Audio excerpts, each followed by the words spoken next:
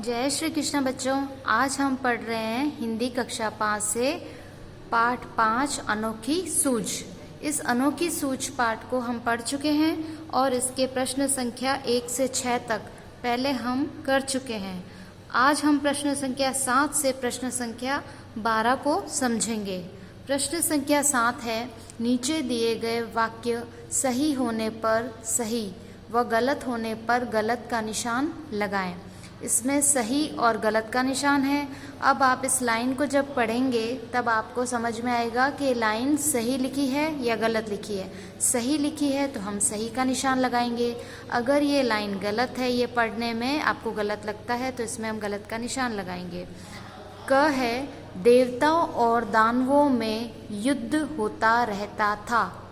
देवता और दानव दोनों में हमेशा युद्ध होता रहता था।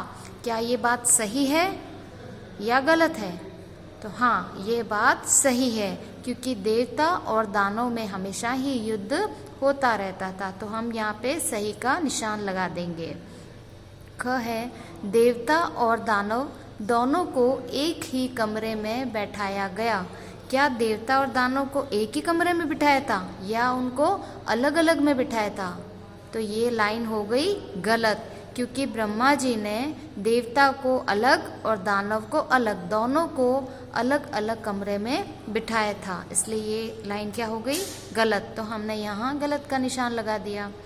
प्रजापति ने बिना शर्त भोजन करवाया। प्रजापति ने कोई शर्त नहीं रखी थी। क्या बिना शर्त भोजन करवाया? तो ये बात हो गई गलत, क्योंकि प्रजापति ने तो भोजन करने के लिए क्या रखी थी? शर्त रखी थी। क्या शर्त रखी थी? कि कोहनी नहीं मुड़नी चाहिए, भोजन भी समाप्त करना है। तो उन्होंने शर्त के साथ भोजन कराया। और यहाँ क्या लिखा है कि प्रजापति ने बिना शर्त भोजन करवाया। तो ये बात हो गई गलत, इसलिए हमने इस पे गलत का निशान लगा दिया। घ है, देवता परीक्षा में श्रेष्ठ निकले। जो देवता थे वो परीक्षा में श्रेष्ठ निकले।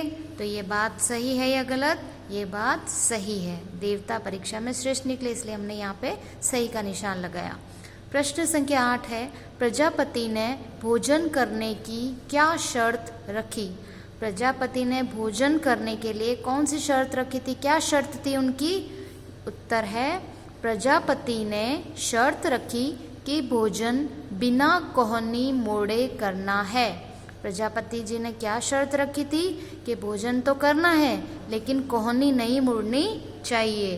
तो भोजन बिना कोहनी मोड़े करना है। प्रश्न संख्या 9, देवताओं ने अपनी सूझबूझ कैसे दिखाई? देवताओं ने अपनी सूझबूझ, सूझबूझ का मतलब अपनी बुद्धिमानी, अपनी समझ कैसे दिखाई? तो देवताओं ने एक दूसरे के मुंह में लड्डू देकर भोजन किया। देवताओं ने क्या किया था? एक दूसरे के मुंह में लड्डू दिया, क्योंकि ब्रह्मा जी की शर्त क्या थी? कि कोहनी नहीं मोड़ना है। तो स्वयं खाते तो कोहनी तो मोड़नी ही पड़ती, इसलिए उन्होंने अपनी समझदारी से एक दूसरे के मुंह में लड्डू दिया और फिर भोजन किया। इस तरह उन्होंने अपनी सूझबूझ दिखाई। प्रश्न संख्या 10 है, शोरगुल कौन कर रहे थे और क्यों? शोरगुल कौन कर रहे थे और क्यों? शोरगुल यानी शोर की आवाजें आ रही थी, ये कौन कर रहे थे? उत्तर है, शोरगुल दानव कर रहे थे, क्योंकि वे लड्डू उछाल उछाल कर खा रहे थे। तो शोर कौन कर रहे थे? दानव। दानव कर रहे थे। क्यों कर रहे थे? क्योंकि वे लड्डू उछाल उछाल कर खा रहे थे। ब्रह्मा जी ने जब कहा था कोहनी नहीं मुड़नी चाहिए, तो उन्होंने सोचा कि चलो हम लड्डू ऊपर की ओर उछालेंगे और सीधा लड्डू मुंह में आ जाएगा। तो इस तरह से वो लड्डू उछाल उछाल कर खा रहे थे। लड्डुओं को लपकने के लिए वे शोरगुल कर रहे थे। जब लड्डू को ऊपर उछाल रहे थे तो उसको लपक के उनको खाना था, मुंह में लेना था। तो सीधा अगर मुंह में आता है तो खा लेते हैं, नहीं तो वो लड्डू टूट के बिखर जाता। तो वहाँ पे वो चिल्लाने लगे थे और एक दूसरे में धक्कम धक्की भी हो रही थी। इस तरह उनके आपस में कैसी आवाज़ें आ रही थी? शोरगुल करने की आवाज़ें उनसे आ रही थी। प्रश्न संख्या 11 है, प्रजापति ने किसको श्रेष्ठ बताया और क्यों? प्रजापति ने किसको श्रेष्ठ बताया और क्यों? प्रजापति यानी ब्रह्मा जी के पास जब देवता और दानव दोनों ही गए थे तो उनके सामने ये समस्या थी कि दोनों में से मैं श्रेष्ठ किसको बताऊं? देवता को बताऊंगा तो दानव नाराज हो जाएंगे, अगर दानवों को बताऊंगा तो देवता नाराज हो जाएंगे। तो प्रजापति ने किसको श्रेष्ठ बताया और क्यों? तो इसका उत्तर है प्रजापति ने देवताओं को श्रेष्ठ बताया। किसे श्रेष्ठ बताया? देवताओं को, क्योंकि उन्होंने सहकार की भावना से काम किया। कौन सी भावना से? सहकार की भावना। सहकार का मतलब सहयोग की भावना, आपस में सहयोग की भावना से काम लिया था। उन्होंने खुद भी खाना खाया और दूसरों को भी खिलाया। देवताओं ने क्या किया था? बिना कोहनी मोड़े खाना खाना था, तो उन्होंने एक दूसरे को मुंह में लड्डू देना शुरू किया, तो इससे उनको कोहनी भी नहीं मोड़नी पड़ी और एक दूसरे को सहयोग भी किया। खाना दोनों ने खाया, तो उन्होंने खुद भी खाया और दूसरों को भी खिलाया।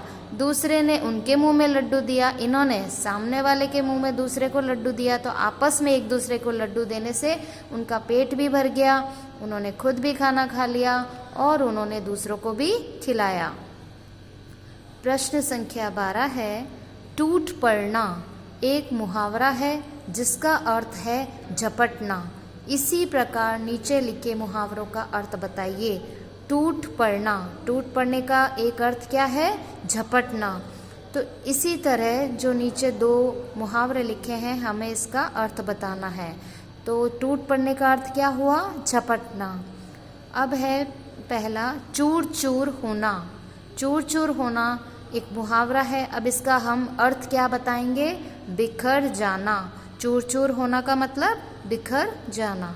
कोई चीज़ टूट के अगर चूर चूर हो जाती है तो वो क्या होती है? बिखर जाती है। तो चूर चूर होना का मतलब बिखर जाना। दूसरा है सूझ बूझ दिखाना। सूझ बूझ दिखाना, इसका अर्थ क्या है? समझ से काम लेना। सूझ बूझ दिखाना का क्या अर्थ है? समझ से काम लेना या समझदारी से काम लेना। जैसे देवता और दानव दोनों के सामने समस्या थी कि खाना कैसे खाएं, लेकिन उन्होंने क्या किया? देवताओं ने समझदारी से काम लिया, एक दूसरे के मुंह में लड्डू दिए, तो उन्होंने क्या दिखाई? समझदारी। तो उन्होंने क्या दिखाई? सूझबूझ दिखाई और उन्होंने ब्रह्मा जी की शर्त का पालन किया और भोजन भी पूरा किया।